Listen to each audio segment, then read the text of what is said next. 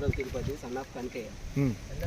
నేను ఒక 5-6 ఏళ్ళ బట్టి మా తాతలు సంపాదించిన భూమి మీద కాస్త మీద వండుకుంటా నేను వ్యవసాయం చేసుకుంటా, ఆవులం కట్టేసుకుంటాను, అబ్బోలు చేసుకుంటాను, షెడ్ వేసుకున్నాను, మేము ఇక్కడనే బతుకుతాను. ఇప్పుడు గత 2 ఏళ్ళుగా బంక శ్రీనివాస్ అనే వ్యక్తి నిరుడు ఇదే టైంలో ఇదే వానాకాలం టైంలో గోకుల్నగర్ నుంచి ఒక 20 మందిని తీసుకొచ్చి మా మీద దౌర్జన్యం చేసి మా రెక్కలు కాళ్ళు ఇరచి మా మీద ప్రాణభయం పెట్టించింది. మా బండి వేసినా కూడా ఎస్ఐసారి కంప్లైంట్ ఇచ్చా. ఎస్ఐసారి వచ్చి నేను చూసి మాట్లాడినాక నేను మాట్లాడతా అన్నాడు. మమ్మల్ని ఇతరం పెట్టుకోమన్నాడు. మీ కాస్త వరకు మీరు పెట్టుకోరి, తర్వాత ఏదైనా ఉంటే మీరు చూసుకోరు అని చెప్తే సరే అన్నావు. నిరుడు మొత్తం అయిపోయినాక కూడా 10 మంది 20 మంది రౌడ్లను తీసుకొచ్చి మమ్మల్ని దౌర్జన్యం చేసి నన్ను రెక్కిరా కొట్టిండు. అంతా అయిపోయినాక 7 భూమి మీదకి వచ్చినాం తున్నుకుంటా అంటే వచ్చి ట్రాక్టర్లు ఆపుడు, ట్రాక్టర్ డ్రైవర్లకు ఫోన్లు చేసి మీరు ఎందుకు దున్నుతాళ్ళు, వాళ్ళకి భూమే లేదు.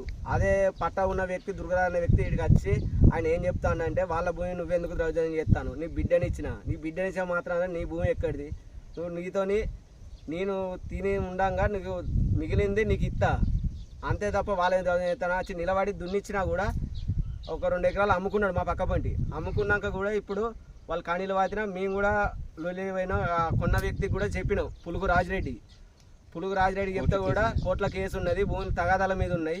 తగాదాల మీద ఉన్నాక వచ్చి కొనకూడ బాగారని మర్యాదపూర్వకంగా ఇంటికి మా కుల పెద్ద మనిషిని తీసుకొని పోయి చెప్తే కూడా సరే అన్నాడు. నిన్న వెయిన్లో ఎంఆర్ఓ ఆఫీసుకు ఎస్ఐసార్ని కలిసిందట. పట్టా రిజిస్ట్రేషన్ చేయించుకున్నారు. మేము దున్నుతుంటే మళ్ళీ వచ్చి బంకసీన అనే వ్యక్తి ట్రాక్టర్ డ్రైవర్లకు ఫోన్ చేసి బండి ఆపుతాను. అంతా అయిపోయింది. మేము సపరేట్ కూకున్నాం.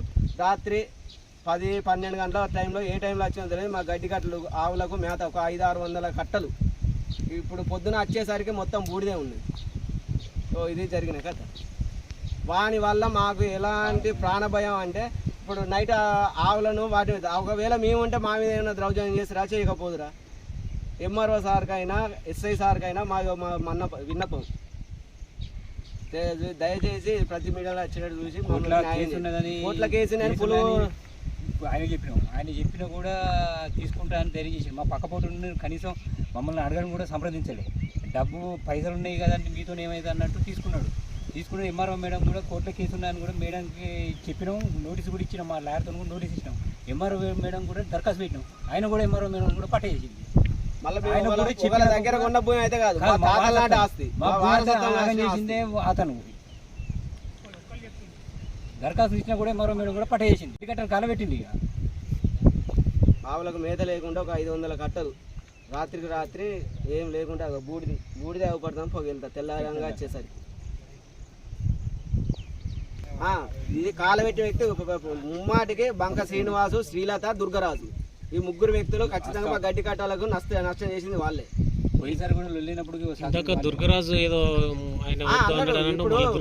ఆయన ప్రాపర్టీ ఆయనది, ఆస్తి ఆయనది. బంక శ్రీనివాసు దౌర్జన్యం వీడ